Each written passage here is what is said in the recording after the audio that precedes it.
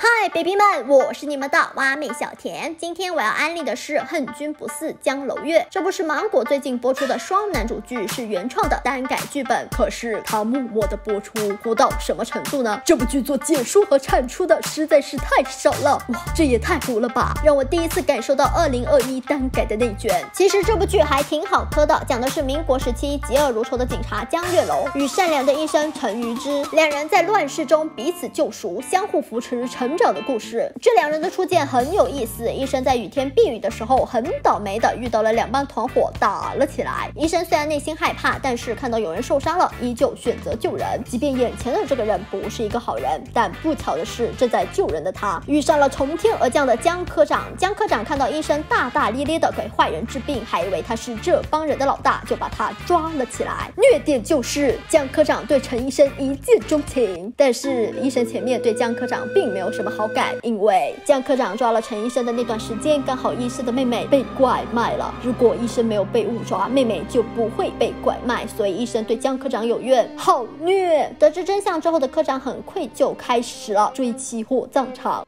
每次看到你，我都特别愧疚。如果那天我追出去，你妹妹可以了，也许就不会丢。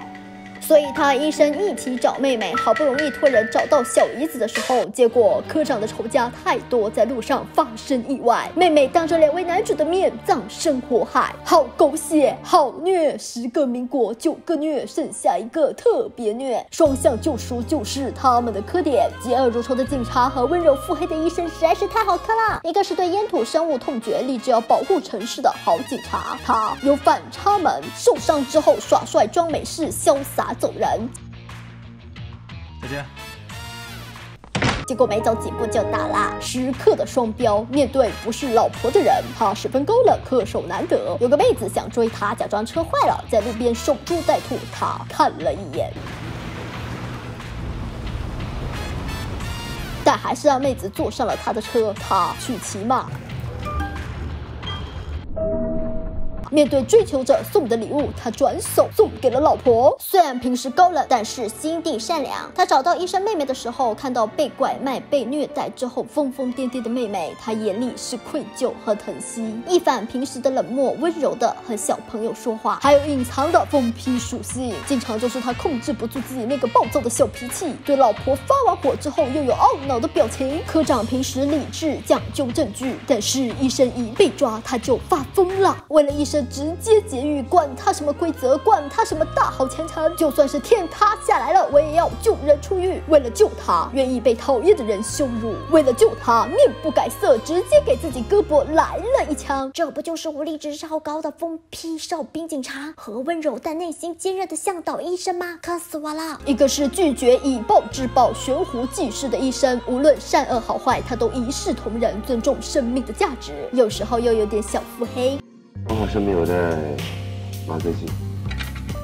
别墨迹，赶紧。如果你要想活命，但就忍这点。不过医生太惨了，遇到江科长之后遭受了很多无妄之灾，每次都是他在挨揍。虽然他心中有怨，但还是秉持着原则，看到江科长受伤，他还是会耐心的帮他医治。医生察觉江科长有心理疾病，科长一遍又一遍的拒绝治疗，医生会一遍一遍耐心的坚持要帮忙治病。这不就是温柔的向导安抚疯批的哨兵吗？磕死我了！磕点就是那种欲说还休的暧昧。你看两个人的互动，我脱衣服你来接，好熟练好自然，反复多年的老夫老妻。江科长对陈医生内心有愧，专门为他租下了一间药店，但是又害怕人家不接受他的好意，于是把这个人情给了戏子朋友。医生以为是戏子朋友帮忙盘下的，才接受了这个店铺。好家伙，这是在搞暗恋吗？科长还亲自为药店做了手工的牌匾，哇哦，好会追老婆。开业的那天，站得远远的和手下在偷窥，只是为了观察医生对这个医馆的看法。看看老婆满不满意，没有眼色的手下在八卦医生和旁边的那个戏子关系很好，他们是什么关系？他的心情瞬间不是很美丽，但是看着自己送的牌匾被挂了上去，他瞬间阴转晴。平时都是暴躁疯皮的他，开心到吃饭的时候脸上都带着笑容，而且他在医生下班路过的地方守株待兔，专门制造偶遇。明明已经看到医生走过来，他还装作没有看到，等着人家先和他打招呼。当老板娘说道：“阿雷，你们吃的东西都是一样的。”江科长还故意提出话题：“听说你开一家医馆，是不是有一种摇着尾巴等夸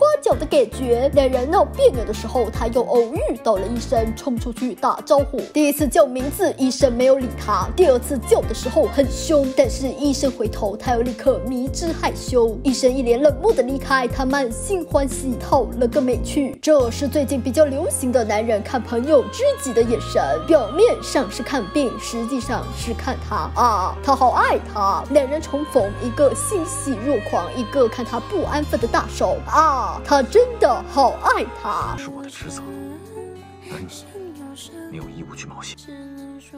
如果你要去冒险，我岂能置身事外？这是什么？这是和好朋友之间的互动啊！这部剧的女主角挺讨喜的，戏份不多，经常掉线，或者是成为两对 CP 的过审工具人，经常撇清自己和有老婆的人之间的关系，或者是成为两个男主之间的 CP 粉。我真觉得你和江月楼是同一类人，难道不是南辕北辙吗？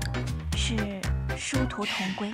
而且他俩的照片还是女主送过来的。父母要把她卖给别人做妾，她误会那个订婚对象是男主，即便她不讨厌男主，男主的条件也很好，她也跑去退婚。最重要的是她不较真，平时做任务不拖后腿，是少见的机智女主。男主被泼脏水，身为记者的她不偏听偏信，不听信谣言，主动去查明真相，而且竟然和她那笨笨的室友有那么几分 CP 感。手下也是助攻的工具人。江科长看到前面是医生的医馆，正想找个理由去约会，手下心领神会。江科长假装咳嗽了2声，手下表示懂了懂了，十分上道。老大，前面是医生的医馆，你快去看病吧。江科长假装不想去看病，欲拒还迎，手下一眼看穿，你快去吧，我等你。江科长假装叹气，一脸被逼无奈的表情。那你在车上等我。真久，要多久？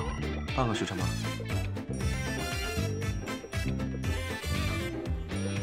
行。然后手下在外面等了1个小时，就连反派也磕起来了。人鱼之是江月楼的人。为什么这部剧有点糊呢？首先对手太过强大，这部的导演是何树培，之前他导演的《月上重火》被观众吐槽镜头单一，喜欢大头加虚化背景，不过在这部剧里竟然还蛮正常的，希望你在后疫情里继续保持。其次，这部剧有一些删减，把一些磕点给删掉了，真的有好多磕点我都是在删减里找到的，可以说是被剪辑拖垮了。不过好在剧方把删减的片段偷偷放在了花絮里，算你有点良心。另外，这部剧是原创的，双男主是拍了剧之后有了小说，之后还会有广播剧，还反过来了。网友们开玩笑说，这部剧拍出来的在未播的花絮里，没拍出来的在广播剧里，编剧没写的在小说里。